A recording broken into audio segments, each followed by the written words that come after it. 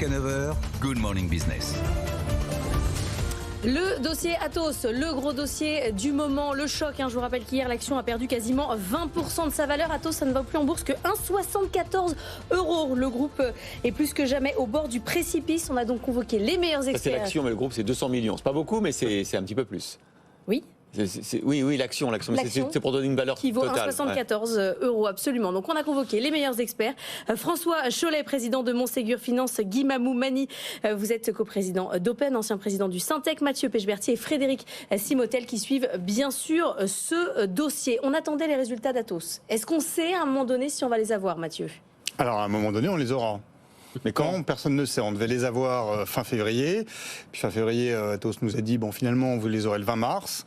Et effectivement hier, Atos nous a dit qu'il les publierait dans un futur proche. Alors moi on me dit que ça sera pas d'ici la fin de la semaine. Donc voilà. Et ça c'est typique ce que vous dites, cette incertitude qui plane de manière constante dans ce groupe depuis un an sur la communication financière. Et c'est pas que de la communication, parce que derrière la communication financière il y a des comptes.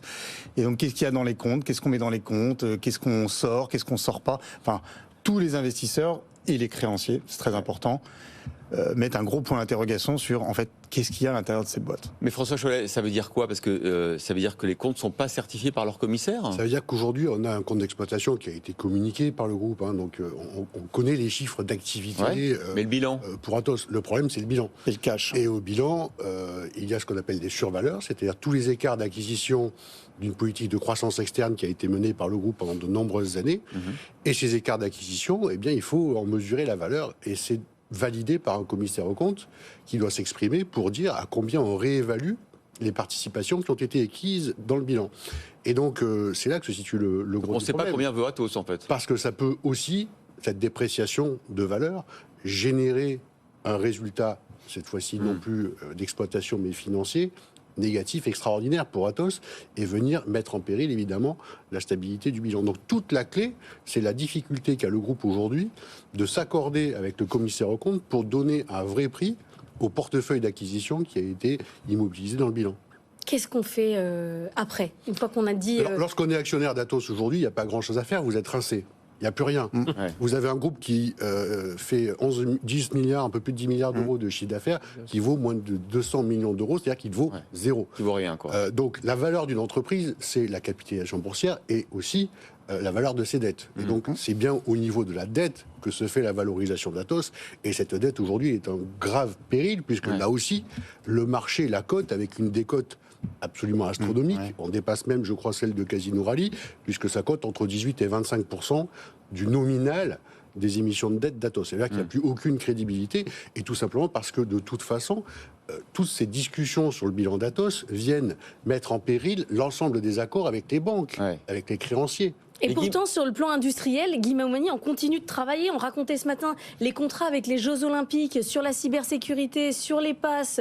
C'est quand même une boîte qui a signé des contrats. Il y a 100 000 personnes qui bossent et qui continuent.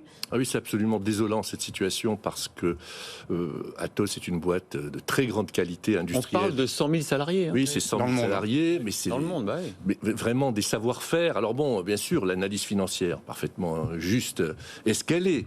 Mais personnellement, j'ai un regard beaucoup plus industriel. D'abord, en tant que partenaire, bon, même si je ne suis plus coprésident d'Open, je continue à suivre ces activités.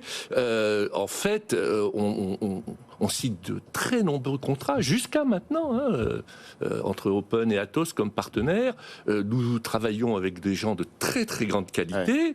Il y a un fonds de commerce qui est formidable. Donc là, on a une situation absolument désolante parce qu'on a d'un côté un fonds de commerce, des salariés, des clients, des contrats, un savoir-faire très important, et en même temps cette situation financière qui est complètement catastrophique. Mais c'est pour ça qu'on espérait, qu'on attendait un repreneur sur les différentes branches d'activité dont vous allez nous parler, Frédéric. C'est vrai que c'est comme la distribution, c'est comme Casino, il y a des salariés, il y a des supermarchés, ils ont été repris, la vie va continuer. Sauf que là, est je pense vraiment... que c'est pas fini. Hein. Ah ouais, mais c'est je ça. pense que c'est pas fini Alors, parce que ce fonds de commerce, il vaut quand même beaucoup d'argent. Alors justement, Frédéric, c'est quoi? Qu'est-ce qu'il y a comme technologie, comme compétence chez Atos? Alors aujourd'hui, ils avaient séparé en deux. Il y a la partie Tech Foundation qui est le métier historique d'Atos, qui est l'ADN d'Atos, c'est de l'infogérance, voilà, c'est la gestion de parc. Ils ont des très gros contrats. Alors malheureusement, ils en ont beaucoup vendu parce qu'à un moment, il fallait faire tourner le chiffre d'affaires. Beaucoup de ces contrats sont vendus à perte, donc ils font pas de marge. Donc tout ce qui tourne aujourd'hui, ça alourdit encore la perte. Et l'autre partie, c'est ce qu'on appelle, alors ils l'ont rebaptisé Eviden, c'est là où il y a tout ce qui est big data, tout ce qui est cybersécurité, tout ce qui est supercalculateur. Et là, oui, il y a pareil de gros contrats. Il y a aussi des très gros contrats avec l'armée, c'est la gestion du parc nucléaire français, c'est Atos. Les systèmes, il y a des systèmes de navigation dans le Rafale, c'est Atos. Des systèmes de sécurité dans les chars Scorpion, c'est Atos. Donc ils sont très présents dans tous ces univers-là. La cybersécurité, c'est une activité d'environ 500 millions d'euros. Les supercalculateurs, c'est 700 millions d'euros. Et on sait qu'aujourd'hui, ce sont des secteurs, c'est l'IA, c'est la cyber, c'est le cloud, c'est tous les secteurs sur lesquels il faut avancer. Donc, et là, ce qu'on regrette, c'est qu'il faut aussi de la même façon assainir un peu la situation, donc revoir un peu toutes les marges des contrats, et puis de l'autre côté c'est la relance. Alors il y a des contrats qui sont signés, ils ont gagné la construction d'un supercalculateur en intelligence artificielle avec Novo Nordisk en Europe du Nord, ils continuent, ils ont signé avec Microsoft sur l'IA générative, donc on voit que ça continue à bouger. Par contre, pour des clients, vous imaginez bien, il faut une ligne claire stratégique dans chacun de ces domaines. Mathieu Pechberti, du coup, tout ça en face, ça intéresse qui? Ça fait 2 ans que David Layani est sur le dossier. Est-ce qu'il est toujours là? Alors en fait, les repreneurs qui étaient là le sont en fait toujours. Ils attendent de voir comment les situations vont évoluer. Mais il y a en gros, oui, alors David Même Layani... ceux qu'on dit on arrête. Et oui, mais c'est toujours le cas dans ce genre de situation. Ils disent non et puis ils reviennent ou quand on vient les chercher ou quand une procédure judiciaire est ouverte.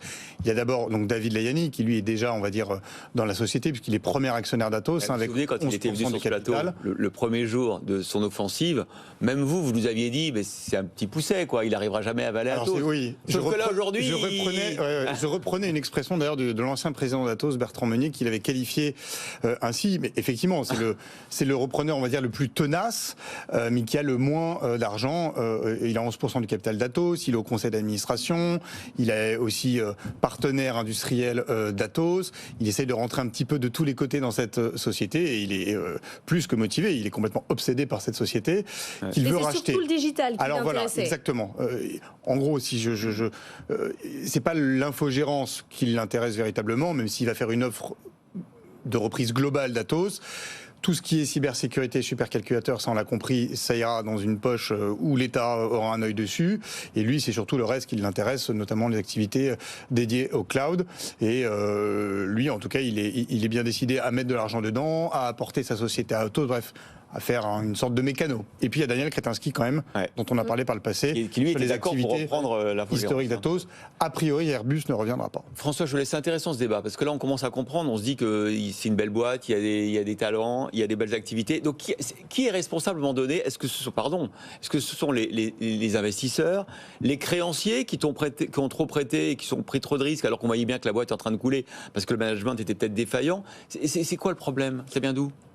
Il y a un problème technique à une défiance comme celle que nous connaissons sur Atos. C'est que lorsque vous êtes créancier d'une entreprise comme celle-là et que vous voyez le risque arriver sur l'exploitation, qu'est-ce que vous faites? Vous couvrez vos positions. Et c'est cette couverture qui pèse sur les cours de bourse. Le seul moyen de garantir quand vous êtes créancier, c'est quoi? C'est vendre le titre en face à découvert. Et donc, vous avez une spirale de défiance qui est quasiment inéluctable. Et ça arrive aux covenantes bancaires et ça arrive... c'est l'arbre de destruction massive qu'on a qualifié... D'autodestruction massive. On sait très bien résoudre ce problème. On l'a fait à une époque pour les banques. Pour citer un autre secteur qui pourrait être un peu comparable, Air France. Air France, est-ce que c'est stratégique? Oui, il y a une continuité territoriale, on peut dire c'est stratégique. C'est pas stratégique pour tous les voyageurs, on est bien d'accord. On peut très bien partir en vacances sur la France. Mais pourtant, l'État est venu amener quelque chose qui ne coûte pas très cher et qui amène la solution à ce problème-là, ça s'appelle une garantie. Quand on a garanti les dépôts bancaires à une époque, quand on a garanti la dette d'Air France à une autre époque, on a sorti les groupes de cette spirale spéculative négative, on pourrait parfaitement envisager, dès lors qu'on considère qu'Atos est un actif stratégique, et je peux quand même rappeler qu'en 2021, le plan cloud, le plan IA, on en entend parler tous les jours. Le plan quantique, c'est un gros acteur du quantique. Commençons par sauvegarder les actifs qu'on détient déjà, et encore une fois, ça ne coûte pas très coûteux pour l'État que de simplement venir garantir. Guy Mamou-Mani, c'est ça qu'il faudrait pour Atos? Il faut compléter ça par une vision industrielle. Bon, depuis des années et des années, on se retrouvait avec une direction, un conseil d'administration où il n'y avait pas un seul informaticien. C'était des hommes politiques, des financiers. Ça arrive à d'autres boîtes. Hein. Oui, mais il faut quand même, dans toutes les boîtes, on a quand même un certain nombre d'experts quand même. Et les solutions qui étaient toujours proposées, c'était des solutions de jeux de mécano, de Monopoly, je coupe la boîte en deux, je fais des choses, des placements. Non, nous avons tous été confrontés à ce type de crise. Ouais. Mais tout le monde a réagi en disant, bon, qu'est-ce que je fais? Je vais aller voir mes clients, je vais augmenter mes prix, je vais aller chercher d'autres offres. Je fais des sessions. Je fais des sessions, bien sûr. Or, on a l'impression que le conseil d'administration a systématiquement refusé les offres qui lui ont été proposées quand même. En tout cas, ils n'ont jamais réfléchi en tant qu'industriels. Ou alors ils ont proposé beaucoup trop cher. Il y a quand même ils réclamaient plus cher, vous voulez dire? Oui. Il y a quand même deux problèmes majeurs chez Atos, qui sont d'abord la politique d'acquisition très importante qu'il y a eu chez Atos pendant plusieurs années. Ça avait été dit par l'ancien président d'Atos, Bertrand Meunier, dans une interview, où il disait effectivement qu'il reconnaissait qu'Atos avait fait beaucoup d'acquisitions, peut-être payé trop cher, d'où le sujet des survaleurs. Et là, ce qui est moins dit, mais ce qui se dit beaucoup dans le milieu des affaires, sur, on va dire, une gestion de la comptabilité un petit peu baroque chez Atos, où quand vous prenez des contrats, vous chargez peut-être un petit peu les revenus espérés, et à la fin, vous les avez pas. Et cette stratégie-là, et tout le milieu des affaires le dit, mais c'est un tabou chez Atos. Mais ce qui veut dire, quand vous ouvrez les comptes, vous voyez ça, et c'est pour ça qu'après, vous en voulez plus. Ça pose la question de l'héritage du PDG d'Atos de l'époque, qui était là pendant 10 ans, qui est Thierry Breton. Donc personne n'en parle parce que c'est tabou, mais c'est quand même une question qui se pose. Donc lui, effectivement, quand on l'interroge, dit, moi, quand je suis parti en 2018, la boîte allait bien, le cours de bourse était très élevé, et puis ça s'est effondré après. Mais quand vous avez un patron qui a été 10 ans à la tête d'une entreprise comme celle-là et qui, 4 ans après, passe tous les ans des centaines de millions d'euros de dépréciation d'actifs au bilan liés à des acquisitions qu'il a faites, il faut quand même poser la question de sa responsabilité. Mais justement, on ne va pas repartir sur une nationalisation d'Atos, mais il faut quand même penser que là vient de sortir un rapport interministériel sur l'IA générative. On nous dit quoi? La formation, il faut du supercalculateur, il faut de la data. Tout ça, c'est les métiers d'Atos. Donc on se dit à un moment, quand on parle de garantie de l'État, il serait temps que l'État peut-être prenne ses responsabilités, dise, on sait qu'il faut foncer dans l'intelligence artificielle aujourd'hui. Là, on a un acteur en plus qu'on pourrait un peu sauver, mais sur les compétences duquel on pourrait s'appuyer. C'est là où il faut jouer. Guy, on finira là-dessus. Qu'est-ce qui peut arriver de mieux à Atos?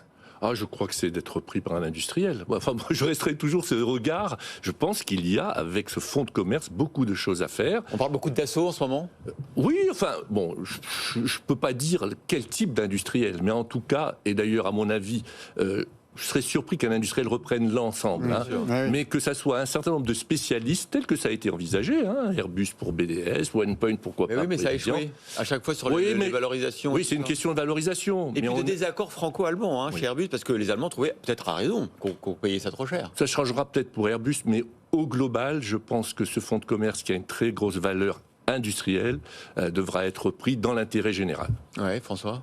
Ça ne sera possible que dès lors qu'on aura une vision claire du bilan. Est-ce qu'il faut aller jusqu'à la barre du tribunal? Est-ce qu'il faut... Moi, je pense que c'est quelque chose qui n'est pas souhaitable, évidemment. Je pense non plus qu'il n'est pas souhaitable pour le groupe, et pour les actionnaires actuels du groupe, qu'il soit démantelé, comme ça l'a été proposé, avec parfois des prix qui étaient absolument ridicules. Et donc, à un moment donné, la défense de l'actionnaire minoritaire doit s'exprimer. On a eu des associations puissantes pour faire cela. Je regrette qu'elles ne soient pas plus montées au créneau qu'elles ne le sont actuellement, ou en tout cas plus entendues qu'elles ne le sont actuellement, par rapport aux actionnaires qui, quand même, ont tout perdu dans cette histoire. Merci à tous les quatre d'être venus débriefer le dossier Atos.